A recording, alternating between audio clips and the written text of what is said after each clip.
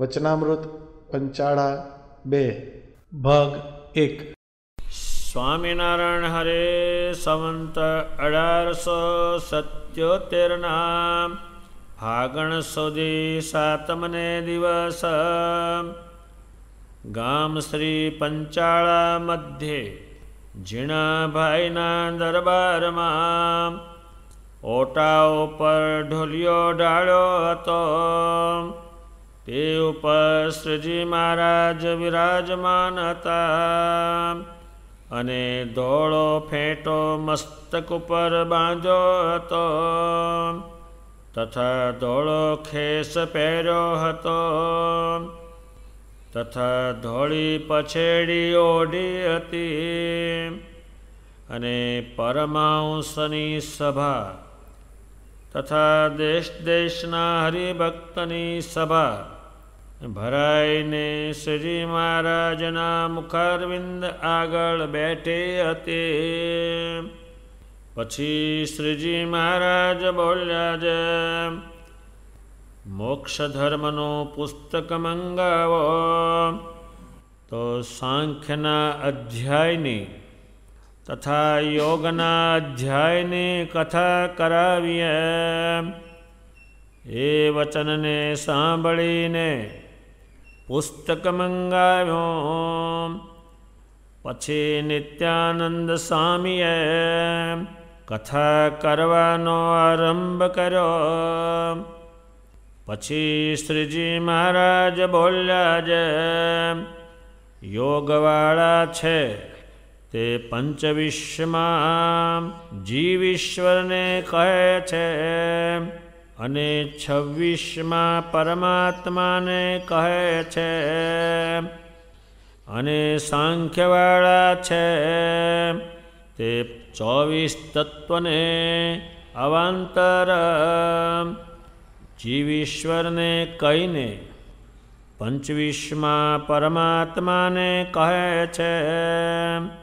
તેમાં જે યોગવાળા છે તેનો એમ મત છે જે સૂજે એવો આત્મા અનાત્માનો વિચાર કરો, સાધન કરો, પણ પ્રત્યક્ષ ભગવાનના નિશ્ચય વિના મોક્ષ ન થાય. અને સાંખ્યવાળાનો એમ મત છે જે સર્વે દેવ મનુષ્યાદિકની જે ગતિઓ તેને જાણીને અને વિષયને વિશે વૈરાગ્યને પામીને 3 દેહ થકી પારે એવો જે આત્મા તેને જાણે ત્યારે મુક્ત થાય. અને એ 2 પ્રકારના જે મત છે તેને પોતપોતાના મતમાં જે દૂષણ છે તેના નિવારણને અર્થે યુક્તિનું ગ્રહણ કરવું. તેમાં યોગમતમાં એ દૂષણ છે જે જીવને પંચવિશ્વમો કયો તથા ઈશ્વરને પંચવિશ્વમાં કયા અને જીવનો 24 તત્વનો દેહ કયો ને ઈશ્વરનો પણ 24 તત્વનો દેહ કયો. માટે એ બેયને વિશે તુલ્ય ભાવ આવી જાય. જે સ્થૂળ ને વિરાટ તે તુલ્ય છે તથા સૂક્ષ્મ ને સૂત્રાત્મા તે તુલ્ય છે. અને કારણ ને અવ્યાકૃત તે તુલ્ય છે તથા જાગ્રત ને સ્થિતિ અવસ્થા તે તુલ્ય છે તથા સ્વપ્ન ને ઉત્પત્તિ અવસ્થા તે તુલ્ય છે તથા સુષુપ્તિ ને પ્રલય અવસ્થા તે તુલ્ય છે. અને વિશ્વ, તૈજસ અને પ્રાજ્ઞ ને વિષ્ણુ, બ્રહ્મા અને શિવ તે તુલ્ય છે. એમ સમજીને 26 ને ભજે છે.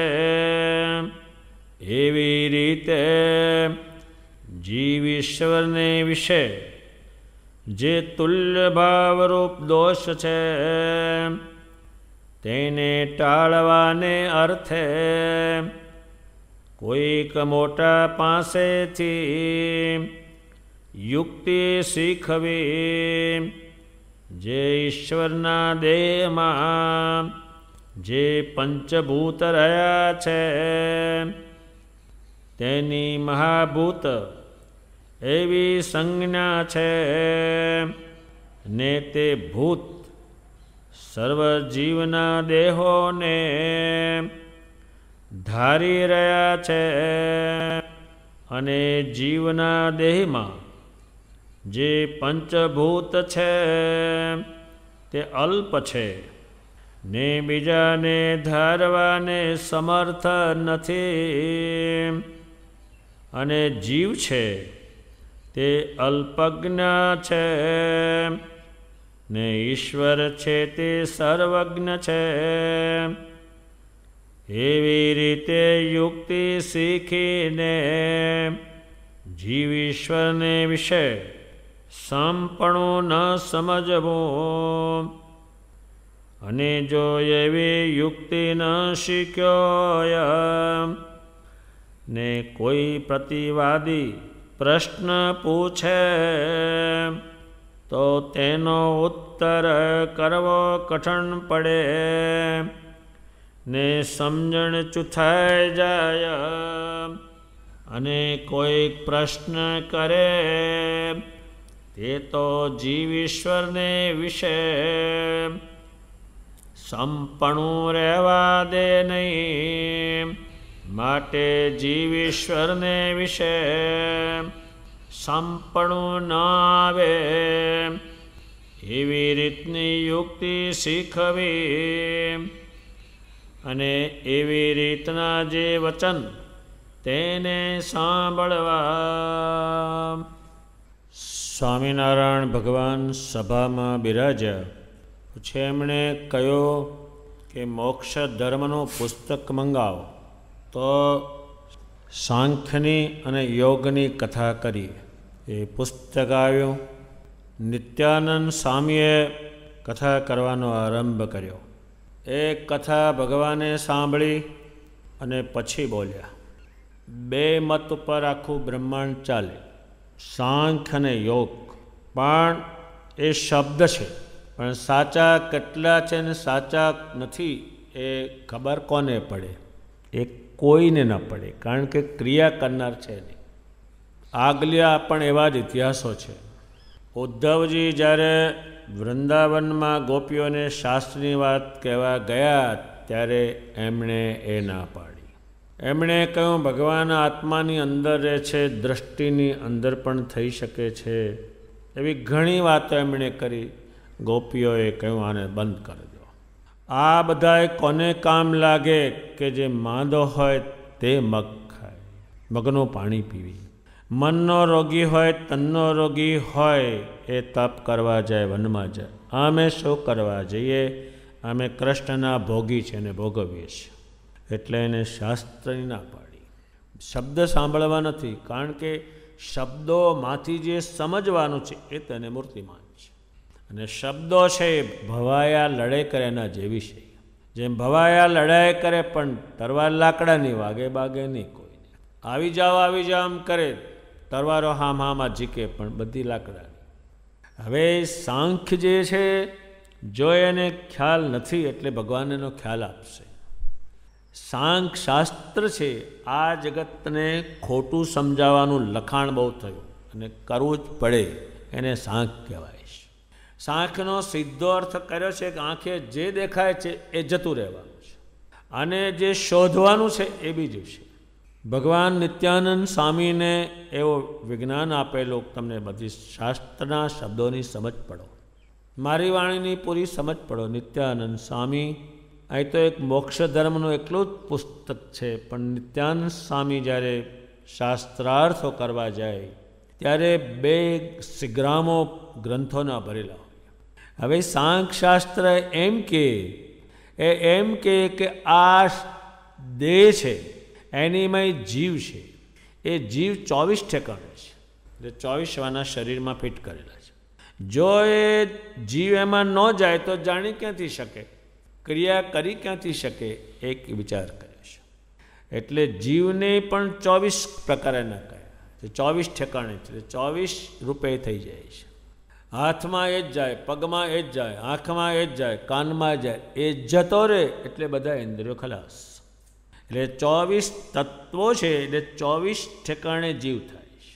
અને દેવતાઓ જે છે એ પણ એને આવો ને આવો આત્મા છે અને આવું ને આવું દેહ છે, એટલે આપણા જેવા જ છે.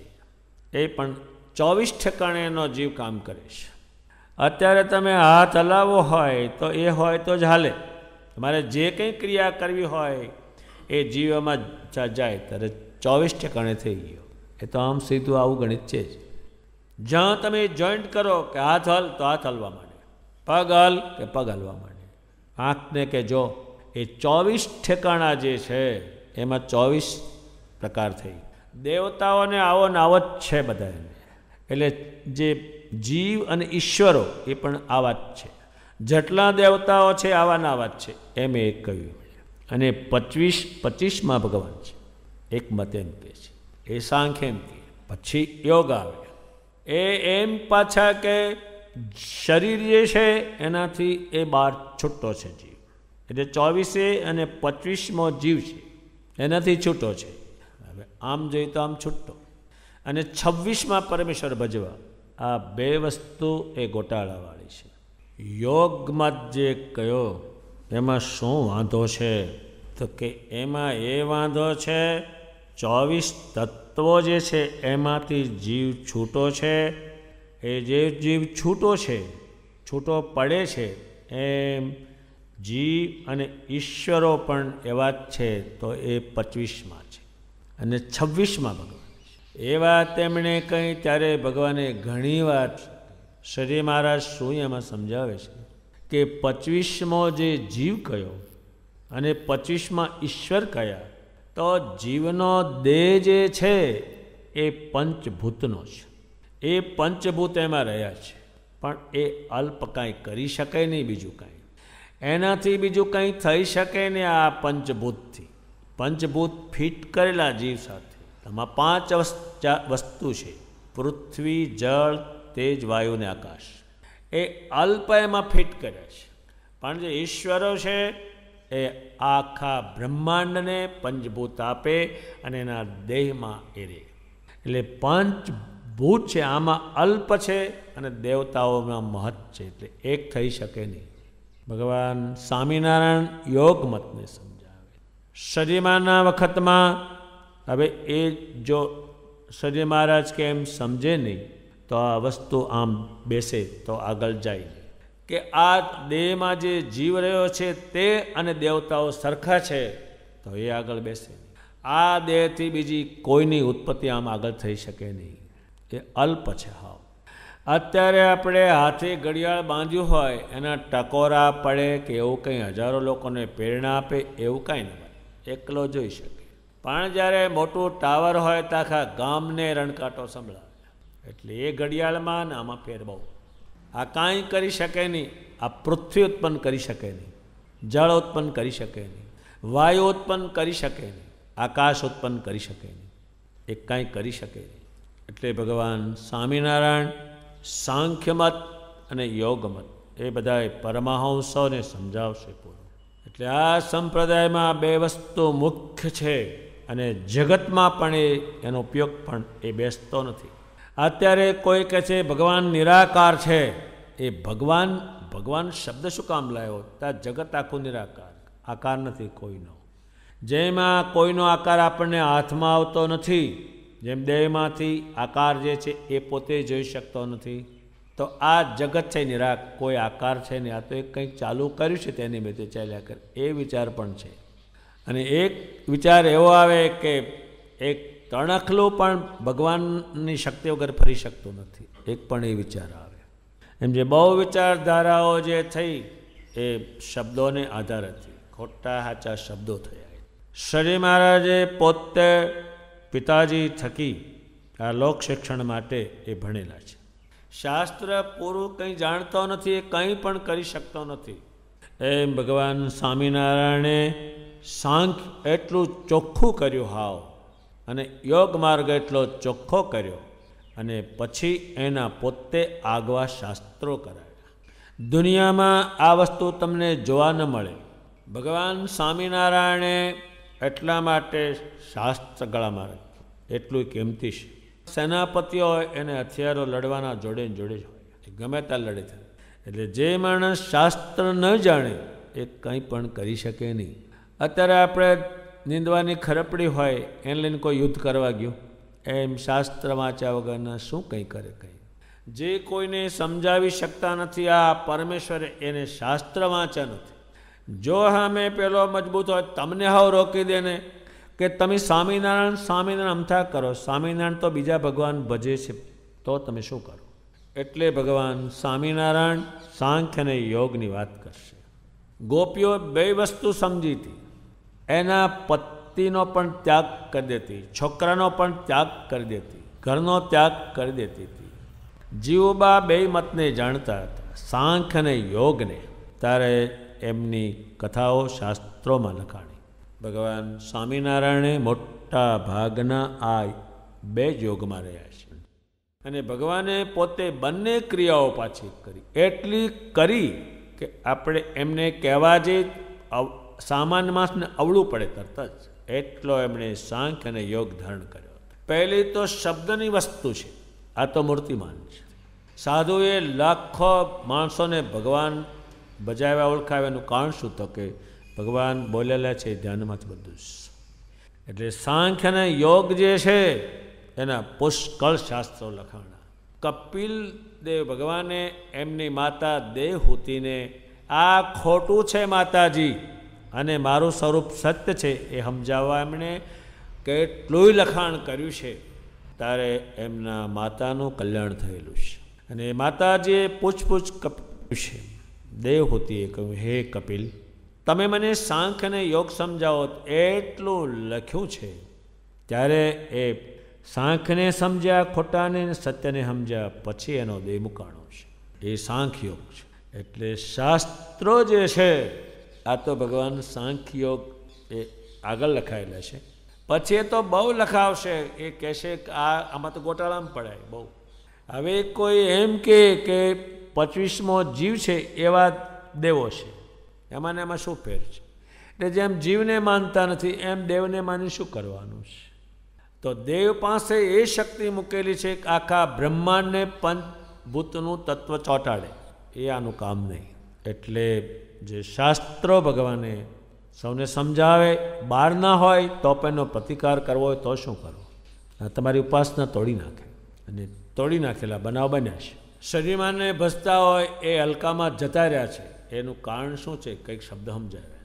અને આની પાસે પ્રતિકાર કરવાના શબ્દો નહોતા. જેમ લાડુદાનજીએ જીવબાને શબ્દો કયા સંસારના, પણ એની પાસે કાપવાના શબ્દો હતા. એણે કહ્યું કે જે સંસાર આ સૃષ્ટિ પશુ પ્રાણી ભોગવે છે એની તમે વાત કરી, પુરુષોત્તમમાં જોડાવાની વાત તમે ન કરી, તમારી વાણી બંધ કરી દો, જે કાપી નાખી એને નથી સાંભળવી. એટલે સાંખ્ય અને યોગ એ બે મત છે. એ બે મતને સમજે છૂટક્યો એ શ્રીજી મહારાજ સમજાવે.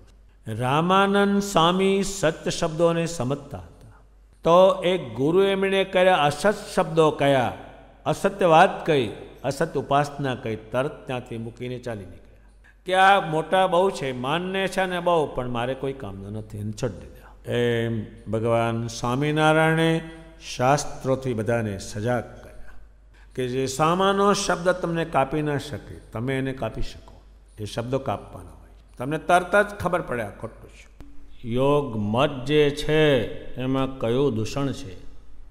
એ દૂષણ એ છે કે 24 તત્વો છે એનાથી જીવ છૂટો છે. અને જીવ જે છે અને ઈશ્વરો છે એના આત્મા સરખા છે.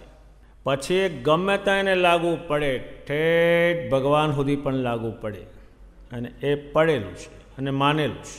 એ બહુ દૂષણ મોટું. એટલે આપણે આ વાત ન સમજીએ તો એ દૂષણ બહુ આવે.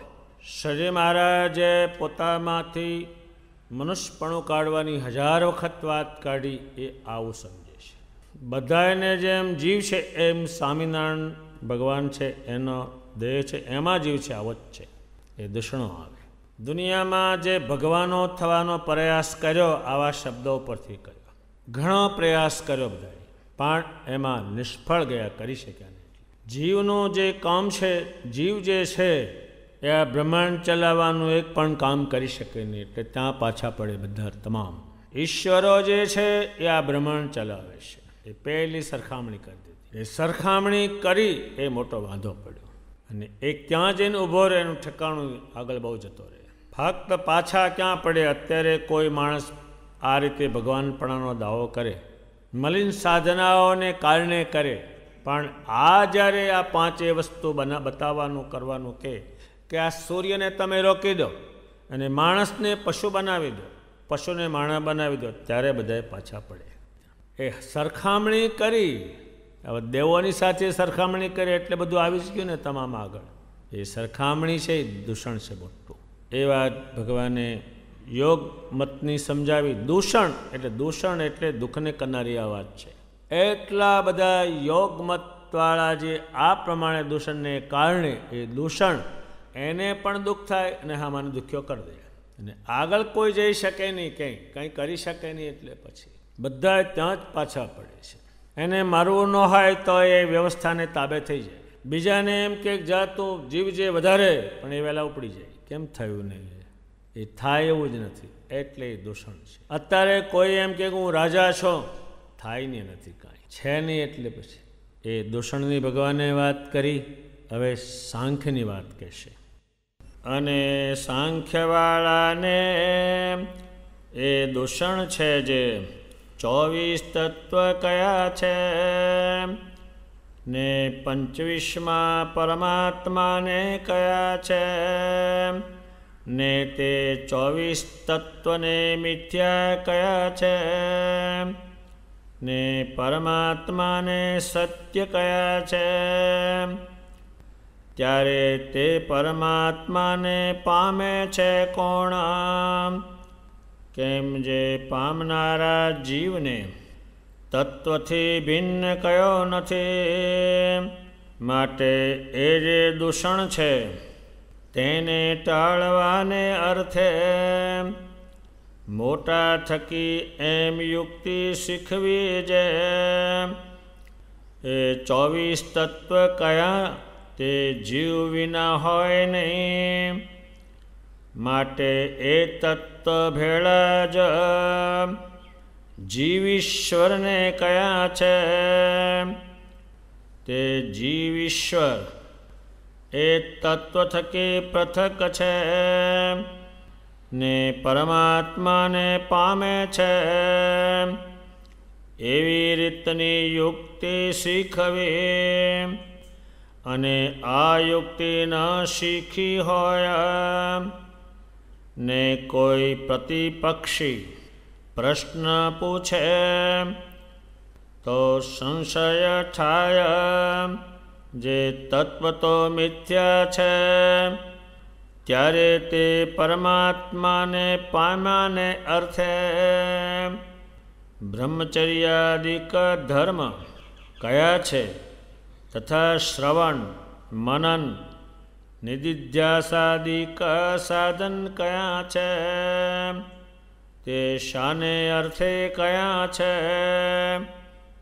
માટે તત્વના તદાત્મકપણાને પામ્યા જે જીવ ઈશ્વર તેને તત્વરૂપે કરીને કયા છે? પણ એ તત્વ થકી અતિ વિલક્ષણ છે. તે પરમાત્માને પામે છે.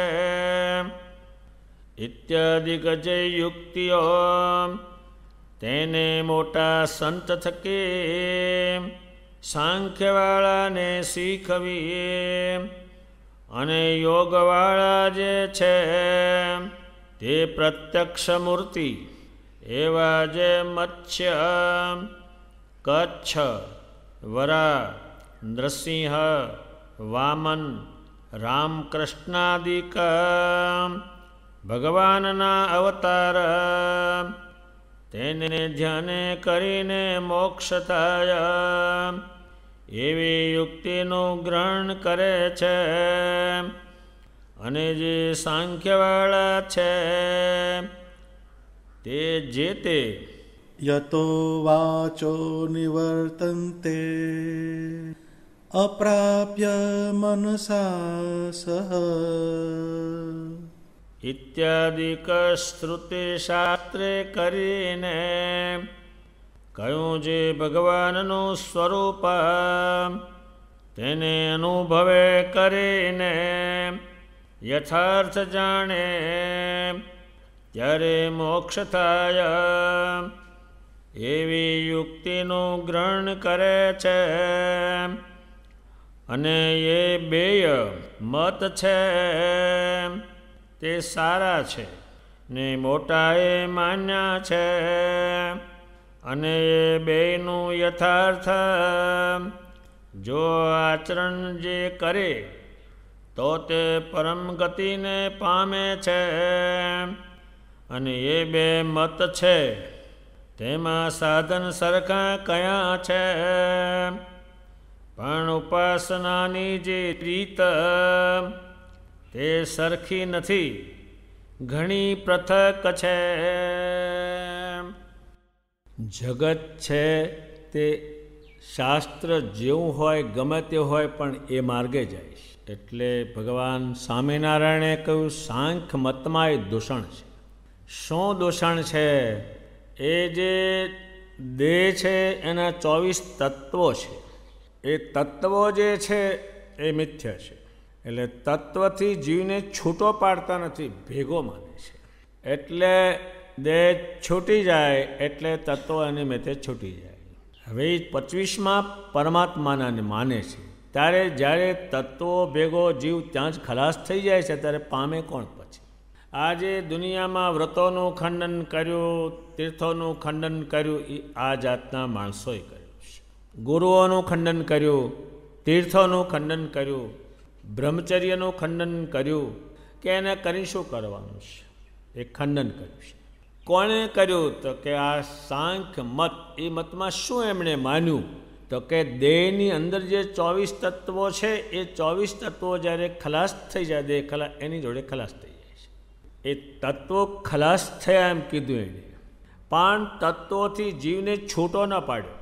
એ આવે તો જ તત્વ ચાલે, એ ન કર્યું. કોઈ પણ શરીર ઘડાય તો એ પેલો આત્મા ગયા પછી શરીર ઘડાયો શરૂ થાય.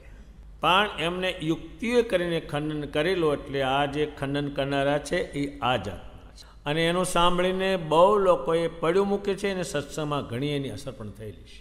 એટલે શ્રી મહારાજ બહુ જ ઊંડા ઉતરશે આમાં. એ બે મતને બહાર લાવશે. પણ આ દૂષણ છે. જે ના પાડે છે તીર્થોમાં સ્નાન કરવાનું, જેટલી વસ્તુ ના પાડે છે એ આ માન્યતા છે, એ દૂષણ છે. કે કરીને પામવાનું કોઈ નથી, એટલે પણ કરી શું કામ તમારે? તમે આવા વિચારવાળાને એમ કહો કે ભગવાન આમાં નાયેલા છે તો તમે સ્નાન કરો, કે દેખ કે સ્નાન કરી લિયા. નાય નહીં. મંદિર ઉપર ના ચડે ને કોઈ વ્રત નિમની, એ કરવાનું શું છે? પામવાનું નથી એટલે કરવાનું શું છે? પણ એ જીવને 24 તત્વોથી છૂટો પાડે, અને છૂટો પાડીને કરે તો એ પરમેશ્વરને પામે. એટલે એ મત ભગવાન કહે છે સારા છે, મોટા એ માન્યા છે, પણ આ હોય તો અહીં દૂષિત છે. એ ભગવાને બહુ સમજાયું. વળી એમાં એમણે એક વાત કરી કે મોટા સંત થકી સાંખ્યવાળાને શીખવું. સાંખ એટલે આ ખોટું છે એ શીખવું હોય તો ગોપાળાનંદ સ્વામી લાવે તો જ એનો નિર્ણય થાય. એ સાંખને પૂરું જાણે છે ને યોગને પૂરું જાણે. સાંખ એટલે કઈ રીતે ખોટું માનવું, પછી જીવ પરમેશ્વરને કેમ ભજે, પરમેશ્વરનું ચિંતન કેમ બને, જીવ ભગવાનનું ધ્યાન કેમ કરે એમાં ગોપાળાનંદ સ્વામી મુખ્ય ગણાય. સાંખ્ય મતને જાણે છે. સાંખ્ય મત છે, પણ શું શું પાળવાનું, શું શું કરવાનું અને આ કરી લે ભગવાન પસંદ થાય એ ગોપાળાનંદ સ્વામી પૂરું જાણે છે. અને આપણા નંદ સંતોએ સાંખ્ય મતને એટલો સમજાવ્યો. સાંખ એટલે આ ખોટું સમજવાનું, જીવને આમાંથી છૂટો પાડવાનો, છૂટો પાડીને પરમેશ્વરમાં જોડવાનો. એ આપણા નંદ સંતો પૂરી ક્રિયા જાણે છે અને ભગવાને શીખવાડેલી છે. અને જ્યાં જ્યાં આનું ખંડન કર્યું એ જીવની દશા જ બહુ ખરાબ. એ તમને દીઠોય નહીં ગમે. જેમ આપણે ખાવાનું હોય પણ એમાં એક મીઠું ના હોય તો એ ખાવાનું તમને નહીં ગમે, મોળો મસ્ત લાગશે. એ જીવત તમને મોળો મસ્ત લાગશે, જોવાનું જ મન નહીં થાય. અને જે સાંખ્યને પૂરું જાણે છે, આનું નામ સાંખ. અને જીવને છૂટો પાડો, આ ખોટામાંથી છૂટો પાડી, છૂટો પાડવાનો, પુરુષોત્તમને ભજવાના, એ સાંખ્યમાં આવે. આપણા હજારો પરમહંસોએ ગ્રસ્તોએ જે મૂક્યું છે એનું કારણ મૂકીને પુરુષોત્તમ ભજ્યા. જેણે જેણે વ્રત તીર્થોનું જે ખંડન કર્યું છે એ દૂષિત છે. એ ઘણા આ પ્રકારના માણસ છે, બહુ જ. એ માણસ વચ્ચે ખંડન કરે, ભગત બેઠા હોય તો ખંડન કરે, મોટા ગણાતા દુનિયામાં એ પણ ખંડન કરે. સાંખ્ય મતમાં દૂષણ છે. એટલે એમાં ભગવાન સ્વામિનારાયણે સમજ આપી કે આનાથી છૂટો પાડો ત્યારે પામે. એ છૂટો નથી પાડતા એ દૂષણ છે. આ જીવને છૂટો ન પાડે દેહમાંથી, દેહની અંદર જીવ 24, જેમાં આપણે બધી આંખ ગોઠવી એમાં તત્વો ગોઠવીને એમાં જીવ નામની વસ્તુ ગોઠવી, અને જીવ દેહ જાય એટલે તત્વો ખલાસ થઈ ગયા. એટલે પામવાનું કંઈ છે નહીં, કોઈ નહીં. એટલે આ ખંડન કરેલું છે. ખંડન તો કેટલું કર્યું છે, જેટલું તમે સ્વામિનારાયણ ભગવાને બતાવ્યું છે એ બધું જ ખંડન કરેલું છે. ગુરુ કરીને શું કરવાના, એ તમને કરીને પછી તમારે જવાનું ક્યાંય છે ને કરવાના શું કામ છે. પણ બીજી રીતે ચાલો, અત્યારે કોઈ એમ નથી કહેતું કે અન્ન પાણી નાખીને શું કરવાનું છે, સળગી જવાનું છે ને તારે હવે નાખીને શું કરવાનું, તારે તો બધા ઓર કરે છે. એટલે ભગવાન સ્વામિનારાયણ જે સમજાવે, જે કે ઘણા માણસને એમ હોય કે આવું સમજીને શું કરવાનું, આવું ન સમજે તો આગળ જતું જ નથી. અને એટલા બધા એવા શબ્દો લખ્યા છે ખોટા, એના ઉપર ચાલે. પહેલાં બીડીમાં લાંબુ કોઈ સમજતું નહોતું. 50 વર્ષ પહેલાં આમ તો ખાલી કોક આમ તો મહાળીને કરતું હતું. પણ એના 25,000 રૂપિયાના બોર્ડ માર્યા હોય ને ગણપતિનું નામ આપ્યું હોય એટલે બધા ફાકામ ફાક એનું ચાલુ થયું છે. એ લખાણ ઉપર ચાલે. હવે આ કશું આ પડીકા મળે બજારમાં, તો ઢગલાબંધી, કોઈ જાણતું નહોતું. ગુઠિયા કોઈ જાણતોય નહોતો કેવો હોય. આખો મલકતા ચડી ગયો. અસત્ય વાણી આવી, વાણી આવવી જોઈએ પહેલી. અને જ્યારે તમે એમ કોઈ કહે કે આ શ્રવણે શું કામનું, મનને શું કામનું, નિધિધ્યાસ શું કામનું, બ્રહ્મચર્ય, તારે જાણી લેવું કે આ સાંખ્ય મતને જાણનારો દૂષિત આવ્યો. જો સાંખ્ય મતને એમ સમજો કે આ દેહ છે છૂટી જવાનું છે, જીવ કાયમ અમર અવિનાશી રહેવાનો છે, એટલે જીવને મારે સ્વામિનારાયણમાં ચોંટાડવાનો છે,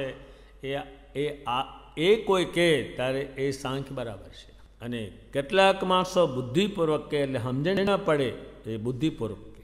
પેલો સીધો કોઈ માણસ હોય, આંખે દેખાય નહીં, એક આંખે તારે કાણો કે કાણું, એક કાણું બંધ થઈ ગયું ને એક કાણું ચાલુ છે. અને બુદ્ધિશાળી હોય તે શું કે એક આંખે ઓછું તમને દેખાય છે, પણ કહેવાનું છે એકનું એક જ, પણ કહેવામાં ફેર. એમાં યુક્તિપૂર્વક એવું સમજાવે એટલે એને મનાઈ જ જાય, કારણ કે આ છે નહીં કાંઈ. એટલે તત્વો જે છે એ છૂટા છે, 24 તત્વો, એટલે એક એકમાં લાગુ થાય બધી જ. પાછો આમ કયું હોય, આમ પાછા નારાયણ નારાયણ કરે. એ ભગવાન સ્વામિનારાયણ સાંખ્ય અને યોગને પૂરો સમજાવશે. આ તો એમને કે કરે, આ સાંખ્યનું દૂષણ, આ યોગનું દૂષણ, આ અહીંથી આમ કરે એ સમજાવશે. પણ એમણે તો મૂર્તિમાન સાંખ્યને યોગ એ કર્યો છે, પણ એ ધીમે ધીમે શાસ્ત્રની રીતે સમજાવશે અને બધાએ પરમહંસોને બેસાડશે. એટલે પછી કોઈના શબ્દો નહીં લે, કોઈ નહીં. એ કહેશે આ ખોટો આવ્યો, આ દૂષણવાળો આવ્યો. સાધુને જે હેરાન થવું પડ્યું, મુશ્કેલી વેઠવી પડી, આવા નવા હતા એને કારણે.